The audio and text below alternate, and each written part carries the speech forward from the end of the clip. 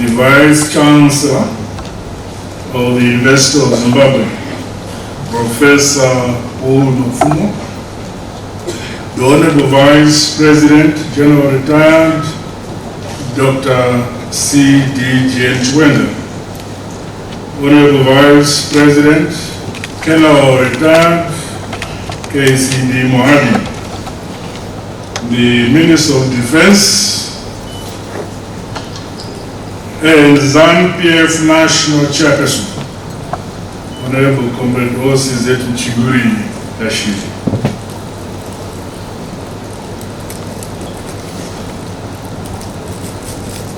Minister of Foreign Affairs and International Trade, Chairperson of the SADC Council of Ministers, Ambassador Frederick Shawa, Ministers and Deputy Ministers who are here. Your Excellency, my dear brother, Elias Bendi Makosi, SADC Executive Secretary, welcome. Your Excellency, Executive Secretary of the United Nations Economic Commission for Africa, Ifizia Ambassador Gatete, Your Excellencies, members of the Diplomatic Corps who are here, the Chief Secretary to the President and Cabinet, Dr. Martin Schreier, esteemed guests from SADC and beyond, comrades and friends, ladies and gentlemen. Allow me at onset to welcome you all to the Republic of Zimbabwe for the 7th SADC Summit Public Lecture.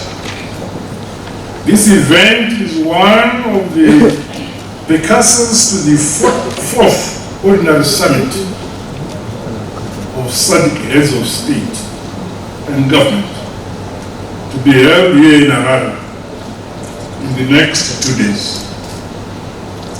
It affords the peoples of SADC the opportunity to reflect and sharpen strategies to accelerate our collective vision towards deepening regional integration as well as economic development for shared prosperity. The theme of this lecture, building research, capacity and innovation ecosystems for a sustainable industrial SADC economy, end of quote, is an apt call to action and encapsulates the need for new paradigms of education to leapfrog the modernization, industrialization, and the holistic development of SADC. Encouraged with research, science, technology, and innovation. In the case of Zimbabwe, this urgent imperative reality saw us successfully implement our heritage-based education 5.0 philosophy. This discussion is being held against the backdrop where the SADC region has not been spared from the vagaries of climate change-induced weather calamities, manifesting as droughts and cyclones in our region. Additionally, other global shocks such as pandemics, geopolitical conflicts, and the shifts in world trade patterns all have far-reaching consequences to the approaches that must be adopted by developing countries for a sustainable future. Combined, these factors among us signal the emergence of a new economic world order. Our SADC bloc has to position itself strategically to convey the realities of both domestic and global events into economic and business opportunities that lift our people into greater prosperity. We have a duty to boldly and proactively address enclaves of disproportionate socio-economic development in our societies. The region should never play second fiddle in the arena of international economic relations. Leveraging on our combined resource elements and human capacities, the region must emerge as a competitive economic bloc with requisite capabilities to produce a wide array of goods and services. As SADC member states, we have all it takes to succeed. Esteemed guests, in our quest to address the critical question before us, it is critically important that we remain confident in our identity and capabilities. We are Africans and a proud Southern African peoples with a rich history of development and exploits, including conquering the oppressive racist colonial regimes from other territories.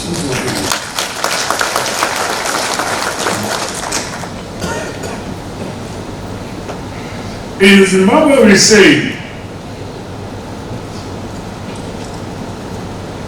it's better in Shona, I'll also put it in English, but it's better understood in Shona.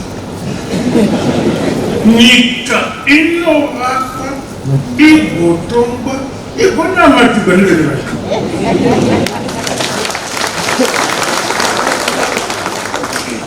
Without very fresh.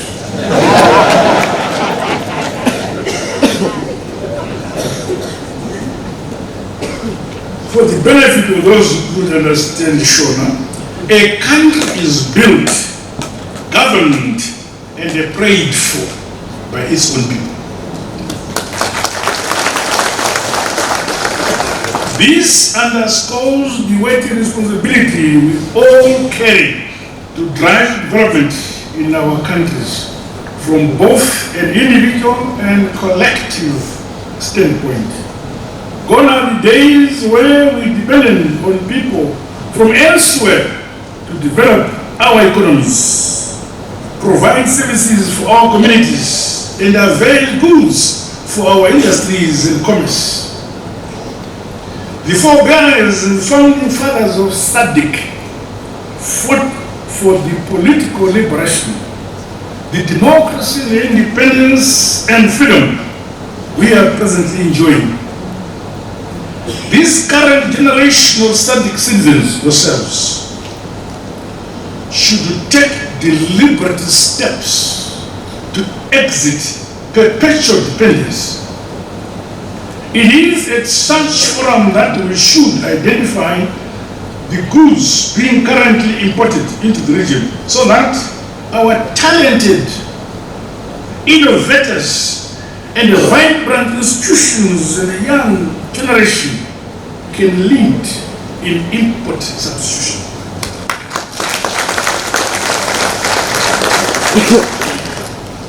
Through appropriate and timely research, as well as relevant science, technology, and innovation, new business and trade opportunities should be created for SADC to become a key player in the world of today and that of the future. Further, information relating to trade opportunities brought about by our emerging trade bloc, the African Continental Free Trade Area, along with possible synergies with other regional economic communities, should be made less opaque for the generality of our people. This is essential if we are to expand markets and open new routes into the broader global economy. African institutions such as African Bank and African Development Bank, together with our respective financing and trade facilitation entities, are challenged to scale up, support, and avail trade information for our people, especially our youth, our women-led industries. To harness the new opportunities, SADC member states must sharpen capabilities around identified areas of comparative advantages. We should create business and trading niches which are unique and yet complementary to the countries of our region. For example, the next industrial revolution will be powered by renewable energy, primarily driven by lithium and the solar energy, which we have now. As such, more research and skills must be developed to enable the establishment of a new generation of companies and industries around these subsectors to produce new forms of value-added goods and products. For all the above to happen, along with accelerated modernization and industrialization, the right development philosophy is fundamentally important. This, in my view, lies in transforming our education and research ecosystem to be anchored in science, technology, and innovation.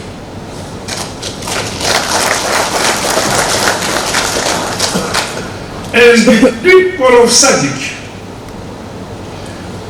we are urged to imagine and reimagine the future we all want. We must be clear of where we want to go, what our people want, what homegrown technologies we need to industrialize. What should an industrialized SADC look like in terms of its characteristics, the goods and services to be produced, and the quality of life and prosperity to be realized for our people? These are the questions that should form the basis for challenging our academia, our scientists, innovators, and inventors, together with the skills and training institutions. You, our young generation, we have created this environment for you to excel. Accordingly, industrialists, business sectors, development practitioners, as well as communities in general, must play their part to transform systems and models that are fit for the shared regional aspirations for regions. The proposals and recommendations from the recently held SADC Industrialization Week were insightful with regards to the trajectory to move our industrialization agenda forward. However, as long as the educational system in our region remains skewed towards the past colonial architecture, it cannot adequately leapfrog the industrialization of SADC. We must therefore transform the educational space to produce innovators and industrialists equipped with the skills and competencies that develop products to meet the needs of our people.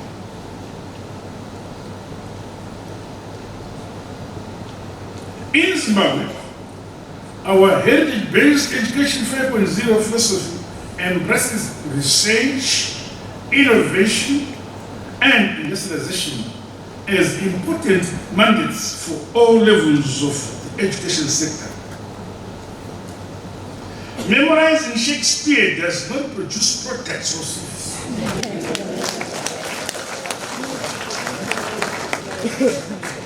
We should focus on our God-given natural and cultural elements to drive development.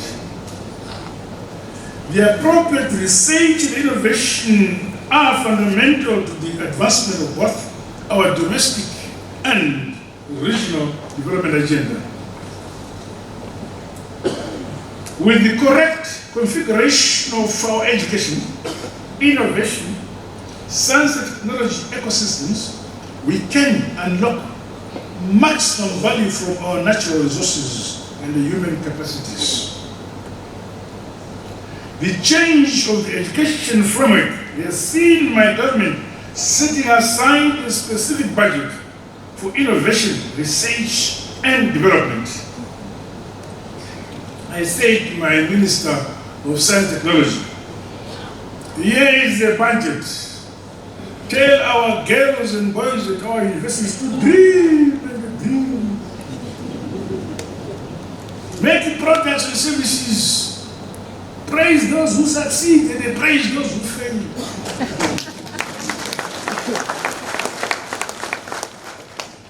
In addition, policies have been crafted to ring-fence and provide funds to support emerging innovation ecosystems.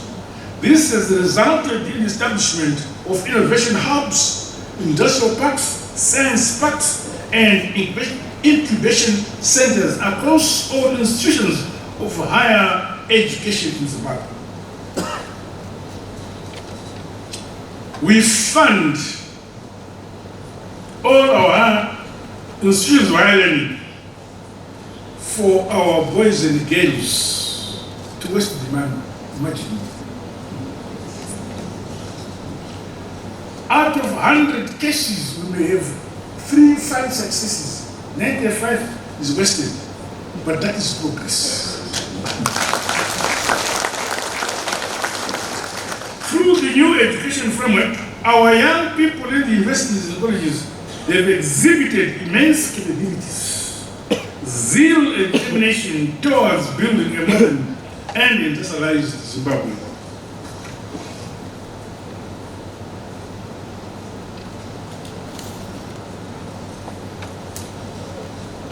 I tell our young students that my age responsibility was to shoot, to get freedom and independence. Your duty is to develop the country, and develop the lives of people.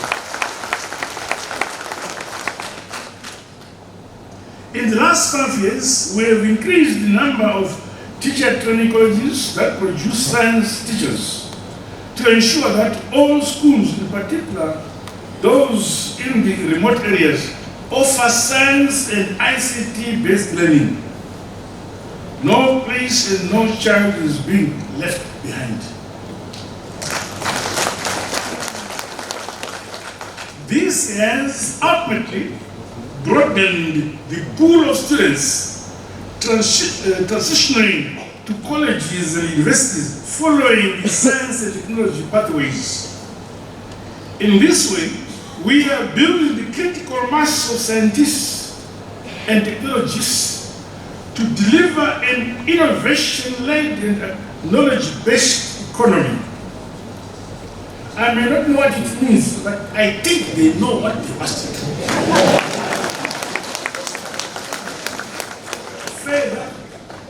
Our heritage-based education diversified innovation ecosystem by strengthening linkages between the academia, industry, and commerce.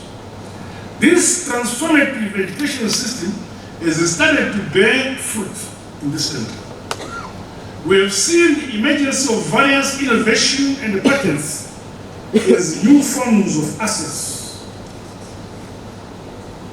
Meanwhile, new technologies and start-up companies are producing relevant goods and services in response to the dynamic needs of industry, our commerce, and our society. Notable entities that have emerged include start up companies in the local production of quality vehicle number plates, which doesn't.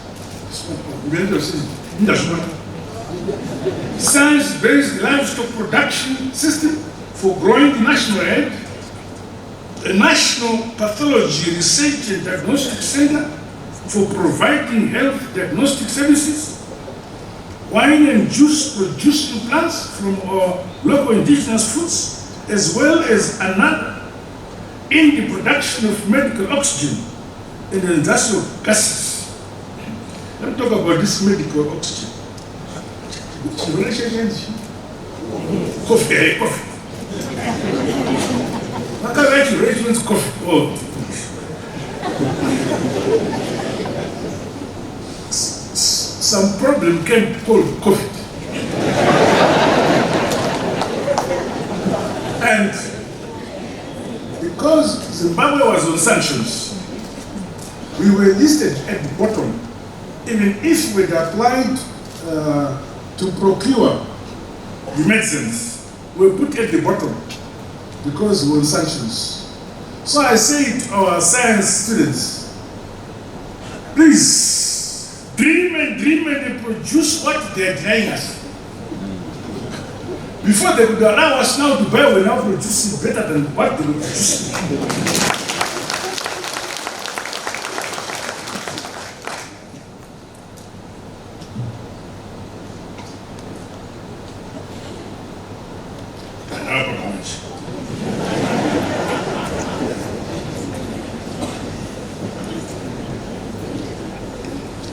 This is a Zimbabwean model for industrialization encarned on the philosophy nyika inovakwa inotongwa inonamatirwa nevene vanhu. I'll translate this. Nyika is country. Inovakwa, it is built. Inotongwa, it must be built. Inonamatirwa, it must be prayed for by its own people.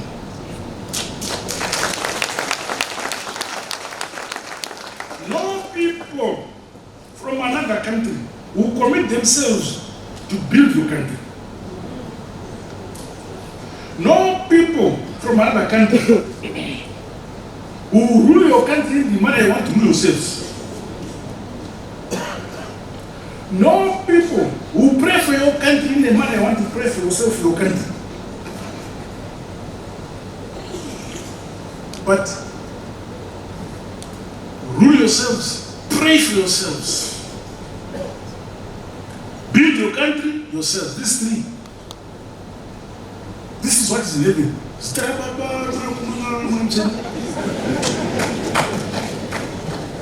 Nika inovakwa, inotongwa, inonamatirwa nevene vayo.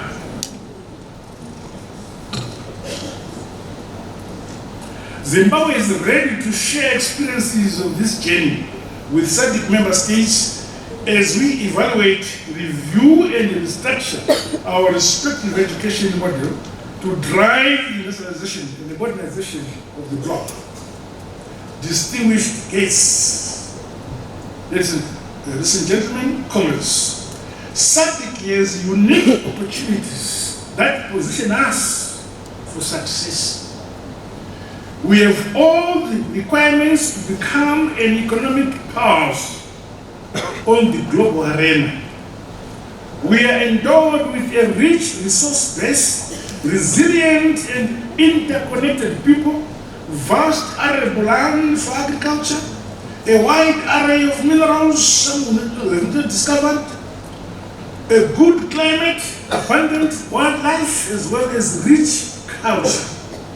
Our task is to unlock value from these diverse resources that we collectively share as a bloc. Finally, let me reiterate the important need for SADC to repurpose our human capital resources pool and optimize productivity, specialization anchored on the right education philosophy and profession.